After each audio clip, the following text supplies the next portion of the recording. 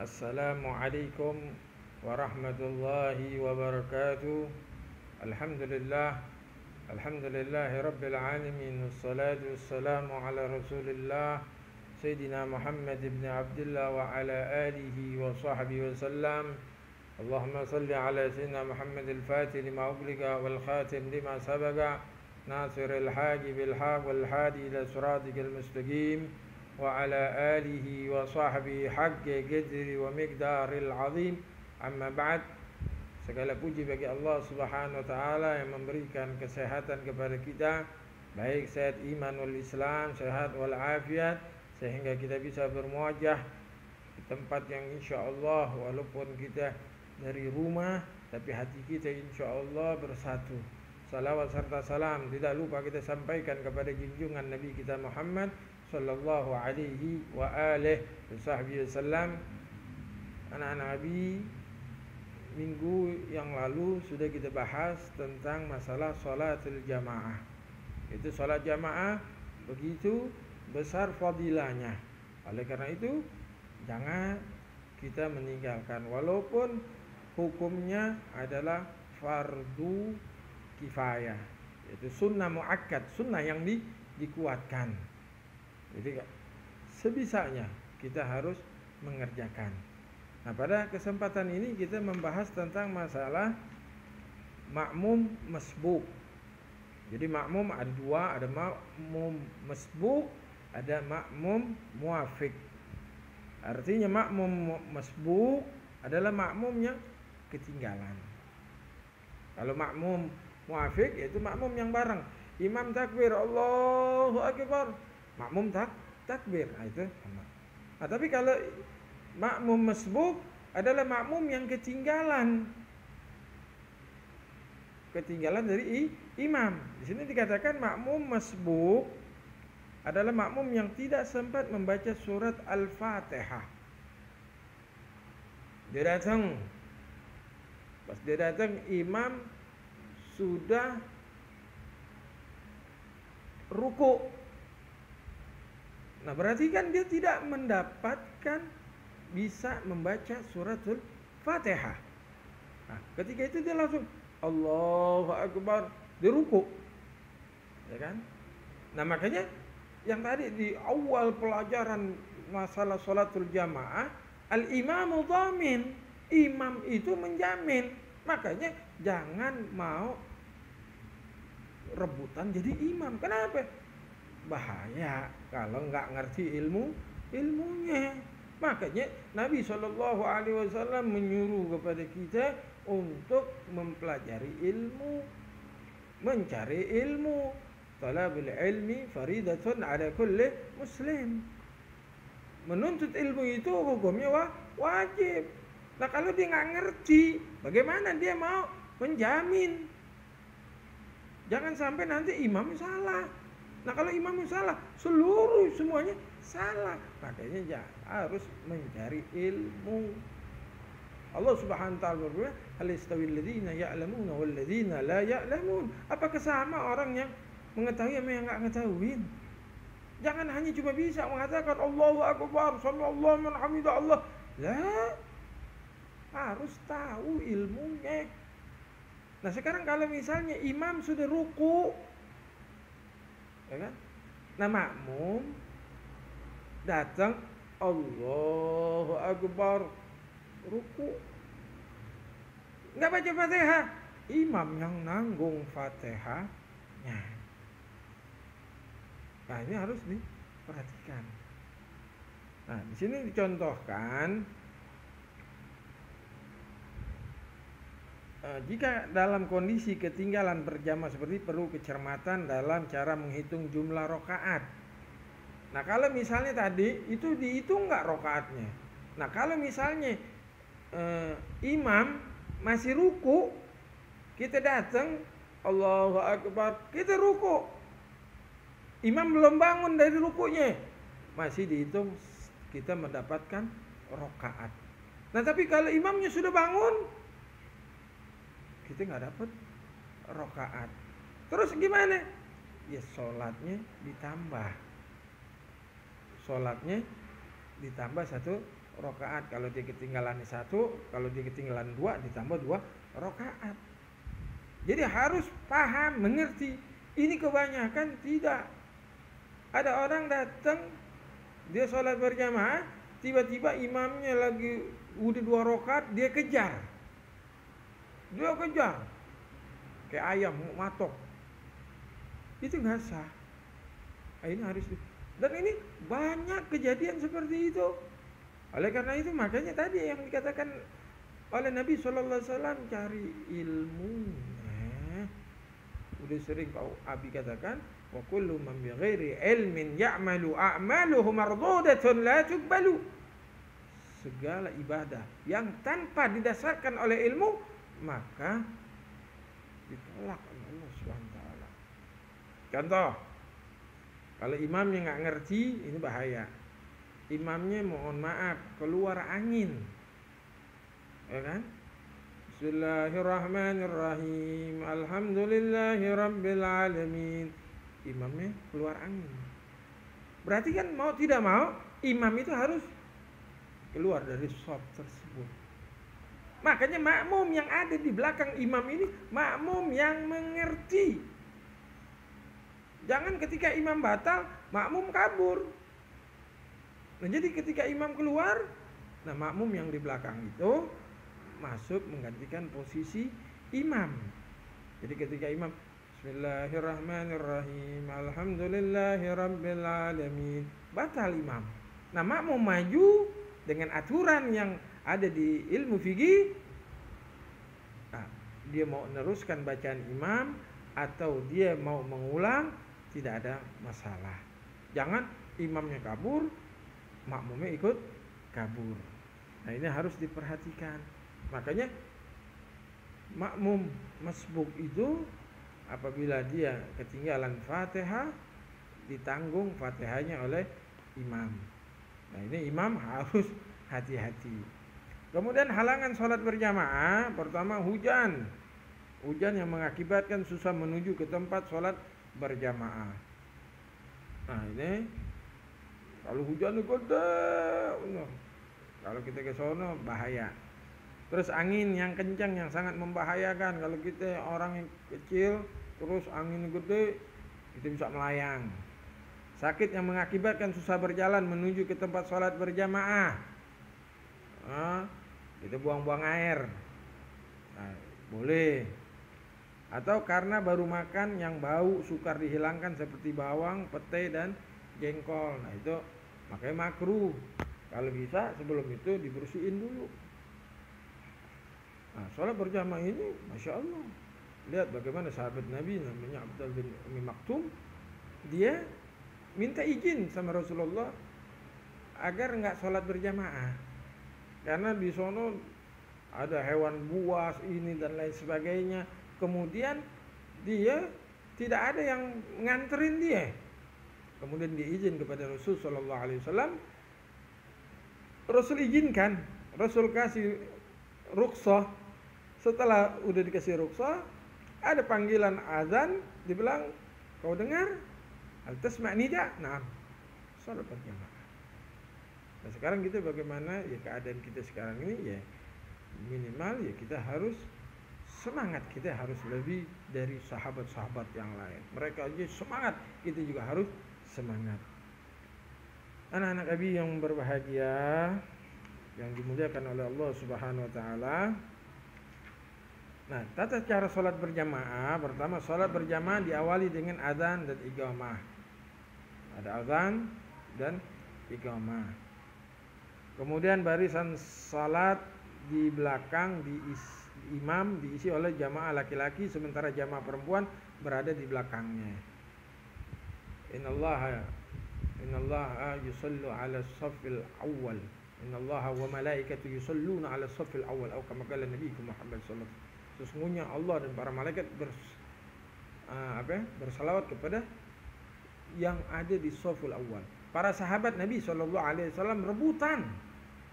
Para sahabat Nabi kalau bisa setiap sholat ini ada undian, pengen di shaful awal agar mendapatkan doanya daripada Allah dan para malaikat. Kalau kita enggak, mundur. Kalau makanan kita maju. Nah kalau bisa tidak. Makanya para sahabat kalau bisa sholat zuhur dikocok, diundi. Siapa yang oh saya duluan. Nah kalau kita ngasih orang di shop, oh silakan ente di sini, makruh, nggak boleh.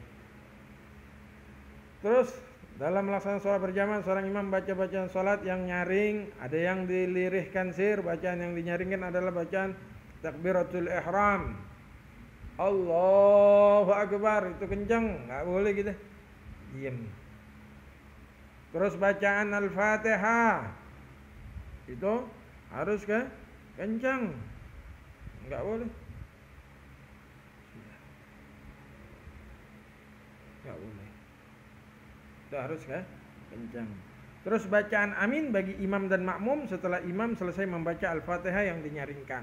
Itu yang tadi Abi katakan, barang siapa yang berbarengan aminnya imam, malaikat, makmum semua itu bareng, maka Allah Subhanahu wa taala akan mengampuni dosa orang yang sholat pada waktu itu. Jadi yang tadi waladdallin, makmum jangan langsung jangan. Tapi apa? Imam dulu waladdallin. Amin. Nah, siapa yang berbarengan iman aminnya imam, makmum dan malaikat, Allah ampunkan dosanya. Itu baru aminnya saja. Bagaimana dengan pekerjaan-pekerjaan yang dilakukan waktu sholat? Allahumma salli ala sayyidina Muhammad wa ala ali sayyidina Muhammad. Makmum harus mengikuti gerakan imam dan tidak boleh mendahului gerakan imam. Imam belum ruku dia udah ruku. Imam belum salam dia udah salam. Setelah salam, imam membaca zikir dan doa bersama dengan makmum atau membaca sendiri-sendiri. Nah, ini harus diperhatikan. Perbandingan pahala antara sholat sendiri dan berjamaah yaitu 1:27 derajat. Hal ini karena sholat berjamaah memiliki keutamaan, yaitu 1, menjalin silaturahmi antara sesama. Kita ngobrol, ukhuwah. Ini yang paling. Terus mengajarkan hidup disiplin, saling mencintai dan menghargai.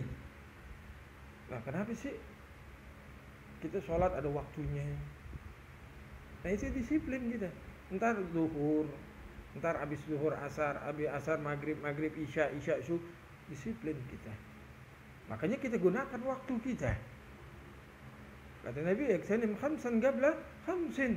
Pergunakan waktu kita sebelum yang 5, sebelum datang yang 5. Faraga qabla syughlik. Waktu senggang sebelum waktu sibuk. Waktu ini mahal. Al-waktu kasayf in lam yaqta'ak. Waktu itu seperti pedang. Kalau kita nggak bisa gunain, maka kita yang akan kepotong. Nah, makanya pergunakan. Kemudian menjaga persatuan, kesatuan dan kebersamaan. Lihat di masjid itu persatuan, kebersamaan tidak ada. Yang masuk masjid itu mau orang kaya, mau orang miskin, semuanya silakan.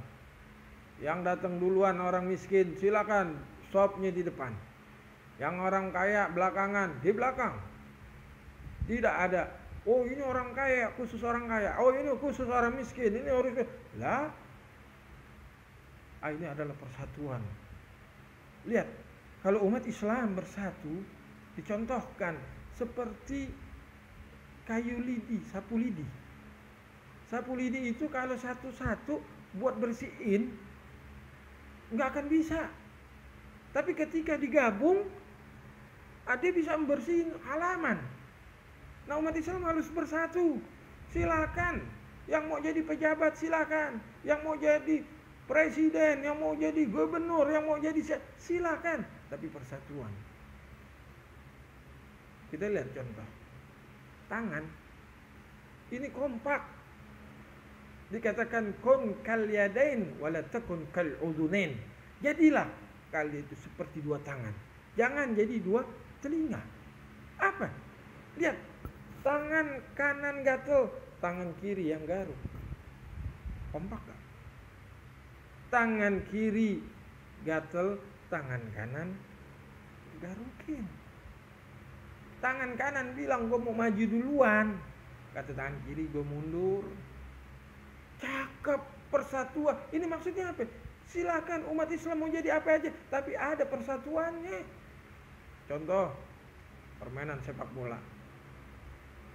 Ada back, ada wing kanan, wing kiri, ada tengah, ada striker, ada penjaga gawang. Ini nggak ada yang egois, ya kan? Tidak ada egois. Di sini dikatakan menahan dan kemauan sendiri egois. Nggak ada. Ini kata yang back, gue fungsinya untuk ngejaga orang kalau yang mau jebolin gawangannya, ada halangin. Yang kiper, semangat. Nah bagian striker yang mau golin diumpan. Yang penting kan umpan, operan. Nah begitu juga umat Islam. Silakan Anda mau jadi pejabat, mau jadi presiden, mau jadi gubernur, mau jadi RT, RW, dan ketika ada umat Islam sedang membuat suatu acara, ketika membuat pesantren, panti asuhan dan lain sebagainya, datang kirim apa? Operannya apa? Duit. Oh ini pondok pesantren belum jadi, kirim. Ini kirim. Nah ini. Nah kalau kita sholat berjamaah, Masya Allah ketemu nikmat banget. Kemudian mengajarkan kepatuhan seorang muslim kepada pimpinan. Maksudnya apa? Imam itu adalah pimpinan. Makanya kita mematuhi. Apa kata imam? Kita ikutin. Apa kata pimpinan kita? Kita ikutin. Selama kita bawahan, kita ikutin pimpinan kita. Selama pimpinan tersebut tidak melanggar aturan syariahnya Allah Subhanahu wa taala dan Nabi besar Muhammad sallallahu alaihi wasallam. Sebagaimana Allah katakan di dalam Al-Qur'an, ya ayyuhalladzina amanu atiullaha wa atiur rasulah wa uli amri minkum. Wahai orang-orang yang beriman, taatlah kamu kepada Allah, taat kamu kepada Rasul, dan taat kepada uli amri, yaitu pemerintah. Kalau dia tidak menyuruh kemaksiatan kepada Allah Subhanahu wa taala. Kalau kita disuruh kemaksiatan, disuruh untuk menghancurkan dan lain sebagainya, enggak perlu kita taat kepada mereka. Kenapa? Ini perintahnya Allah Subhanahu wa taala. Kemudian sikap kecintaan kepada sholat berjamaah dapat diwujudkan melalui perilaku sebagai berikut. Ketika masuk waktu sholat, segera menuju masjid dan mengumandangkan atau mendengarkan adzan. Masuk, kalau yang biasa adzan, dia di adzan. Kalau enggak, ya kita jangan ngobrol ketika lagi adzan. Apalagi sekarang ada yang ganti itu hayya 'alas shalah, hayya 'alal jihad. Dari mana? Enggak ada aturan. Ini dari zaman dulu sampai sekarang tidak ada yang ngerubah dari hayya 'alas shalah, hayya 'alal jihad, Allahu akbar. Lah. Jangan bikin sesuatu memang dibilang bikin yang aneh itu akan terkenal. Bulbul air zam-zam fatu'rab. Kencingin air zam-zam kalau mau terkenal. Bikin yang aneh-aneh. Jangan. Ilmu kita segimana sih? Ilmu kita belum luas. Jangan bikin. Jangan mengajak orang untuk kesesatan kepada jalannya Allah Subhanahu wa taala. Lah. Ini yang sudah diajarkan oleh Nabi. Ini yang sudah diajarkan oleh pendahulu-pendahulu kita. Jangan dirubah dengan hayya 'alal jihad. Dia harus paham. Kemudian ketika mendengarkan azan segera menuju masjid, mengajak teman-temannya untuk bersolat berjamaah. Yuk kita sholat berjamaah. Itu adalah dakwah. Apa? Dakwah itu apa sih? Mengajak orang untuk berbuat kebaikan.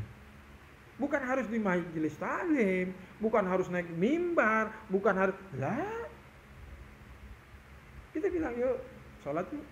Oh enggak, gua nggak mau. Ya udah. Ya sholat tuh enggak. Kita hanya balighu anni walau ayat.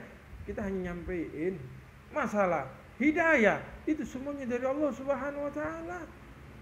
Nah makanya dakwah yang paling besar, dakwah yang paling bagus adalah dakwatul hal. Dakwatul hal afsah min dakwatul magal.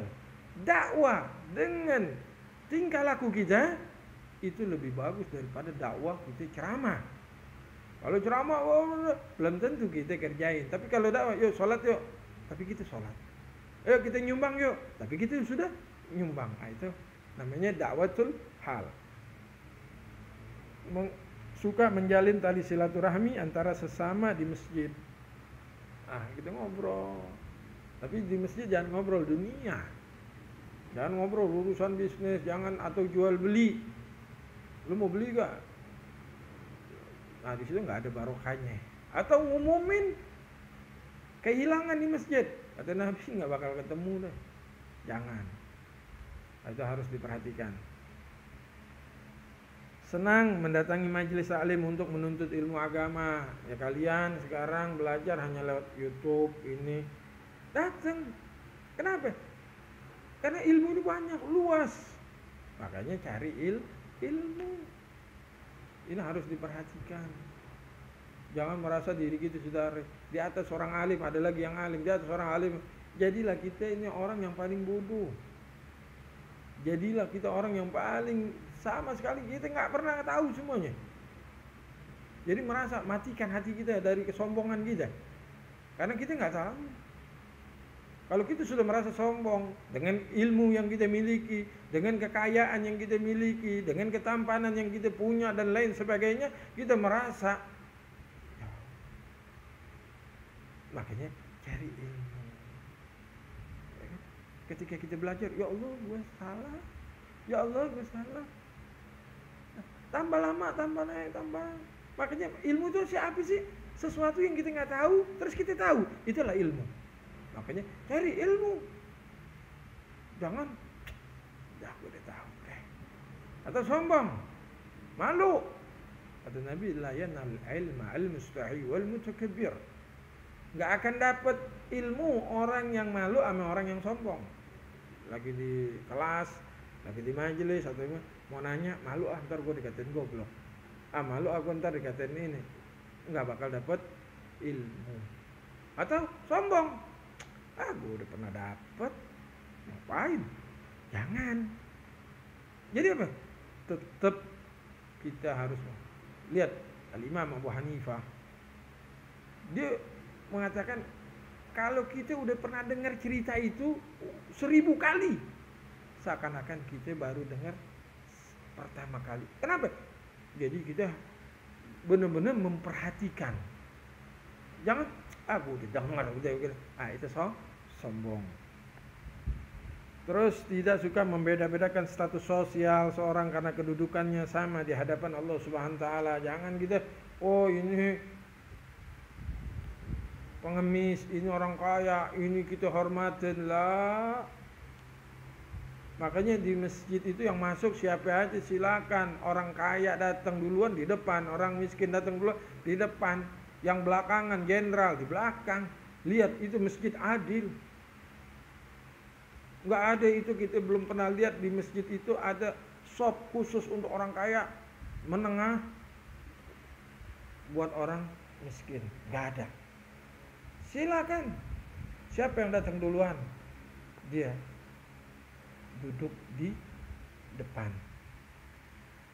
Terus bersikap demokratis, taat kepada pimpinan selama tidak melakukan kesalahan. Apabila pimpinan salah, kita wajib mengingatkan ke jalan yang benar, termasuk di dalam taat kepada kedua orang tua dan guru.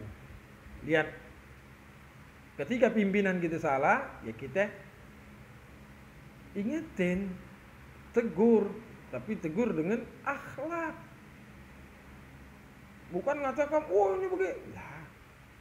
Lihat contoh, Sayyidina Al-Hasan bin Husain ketika dia wudu ngelihat seorang kakek-kakek yang salah wudunya. Dia mau negor karena dilihat ini anak kecil. Akhirnya dia bilang, kakek, saya baru belajar wudu, tolong lihat wudu saya benar atau salah. Akhirnya Sayyidina Al-Hasan wal Husain wudu. Setelah wudu selesai, apa itu kakek bilang? Ya Allah, aneh yang salah, ente benar. Nah inilah akhlak. Sesuatu yang kita katakan benar, tapi penyampaiannya nggak pas, maka orang tidak akan menerima apa yang kita berikan. Makanya, yuk bersihkan hati kita. Bersihin hati kita ini, bisa nerima kesalahan kita, lapang dada, nerima kebenaran. Jadi kalau kita salah dinasihatin, ya kita terima, jangan gerutu. Wah, ya. Nah ini koreksi. Karena yang sebelumnya lagi Abi katakan, Allah tidak melihat wajah kalian, rupa kalian, kegantengan, tapi yang Allah lihat adalah hati kalian. Kalau hati kalian baik, maka semuanya baik semuanya. Terus menjaga persatuan dan kesatuan dan bersikap demokratis. Jadi ayo kita jaga persatuan kita. Ya, kita bermohon mudah-mudahan negara kita ini disatukan lagi, tidak ada lagi perpecahan, tidak ada keributan dan lain sebagainya. Kita memohon sama Allah Subhanahu wa taala agar negara Indonesia ini aman semuanya. Dan semoga kalian juga diberikan taufik, Abi kalian, keluarga kalian semuanya diberikan taufik oleh Allah Subhanahu wa taala agar bisa menjalankan syariatnya Allah, syariatnya Nabi besar Muhammad sallallahu alaihi wa alihi wasallam. Tugas dari Abi yaitu kalian tulis hikmah salat jamaah, kemudian sebutkan cara-cara sholat berjamaah. Itu tata cara sholat berjamaah gimana tata caranya. Ya mudah-mudahan Allah Subhanahu wa taala memberikan keberkahan kepada kita semuanya, dan Allah Subhanahu wa taala mengabulkan hajat orang tua kita, guru-guru kita, tetangga kita yang lagi sakit Allah sembuhkan, yang punya hajat Allah kabulkan hajatnya, dan kita mohon sama Allah Subhanahu wa taala agar penyakit corona yang melanda di seluruh dunia khususnya di Indonesia diangkat oleh Allah Subhanahu wa taala, dipersatukan lagi bangsa Indonesia ini, tidak ada lagi perpecahan. Kita doakan mudah-mudahan ulama-ulama kita dijaga oleh Allah Subhanahu wa taala, umat Islam dijaga oleh Allah Subhanahu wa taala, dan kita bertambah cinta kepada Nabi kita Muhammad sallallahu alaihi wasallam, karena modal kita adalah cinta kepada Nabi sallallahu alaihi wasallam, cinta kepada Allah Subhanahu wa taala. Allahumma ya man wafaqa ahlal khair wal khair wa annahum alaihi wa fiqna, Allahumma lil khair wa a'in alaihi ya arhamar rahimin ya arhamar rahimin ya arhamar rahimin. Wa sallallahu alaihi wasallam Muhammadin nabiyil ummi wa ala alihi wa sahbihi walhamdulillahi rabbil alamin wal afwi minkum wassalamu alaikum warahmatullahi wabarakatuh.